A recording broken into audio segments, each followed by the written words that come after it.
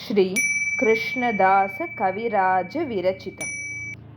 कुङ्कुमाक्त काञ्चनाब्ज गर्वहारि गौरभा पीतनाञ्चिताब्ज गन्ध कीर्तिनिन्द सौरभा वल्लवेश सूनु सर्ववाञ्छितार्थ साधिका मह्यमात्मपादपद्म दास्यदास्तु राधिका। कौरविन्द कान्तनिन्द चित्रपत्रशाटिका कृष्णमत्त भृङ्गकेलि फुल्लपुष्पवाटिका कृष्णनित्यसङ्गमार्थ पद्मबन्धुराधिका मह्यमात्मपादपद्म दास्यदास्तु राधिका। सौकुमार्य सृष्टपल्लवालिकीर्तिनिग्रहा चन्द्रचन्दनोत्पलेन्दु सेव्यशीत विग्रहा स्वाभिमर्शवल्लवीश कामतापबाधिका मह्यमात्मपादपद्म दास्यदास्तु राधिका।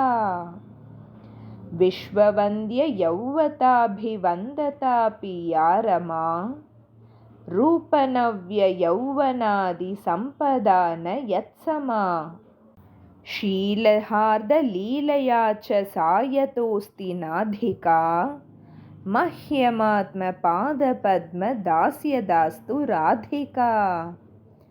रासलास्य गीतनर्म सत्कलालि पंडिता प्रेमरम्य रूपवेश सद्गुणालि मंडिता विश्वनव्य गोपयोषिदालितोऽपि याधिका मह्यमात्मपादपद्म दास्यदास्तु राधिका।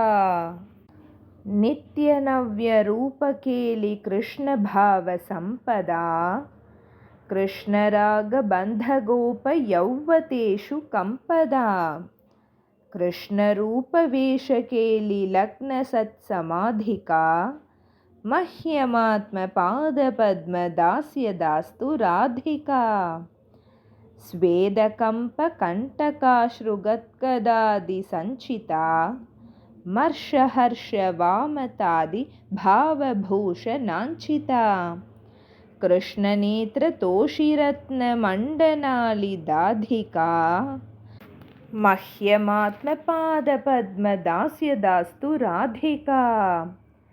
या क्षणार्धकृष्णविप्रयोगसन्ततोदिता नेकदैन्यचापलादिभाववृन्दमोदिता यत्नलब्धकृष्णसङ्गनिर्गताखिलाधिका मह्यमात्मपादपद्म दास्यदास्तु राधिका।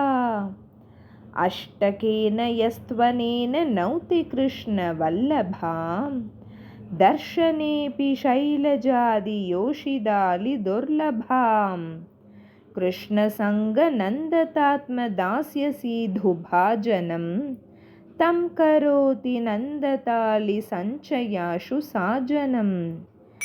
इति श्रीकृष्णदास कविराज विरचितं श्रीराधिकाष्टकं सम्पूर्णम्। राधे कृष्ण राधे कृष्ण राधे कृष्ण।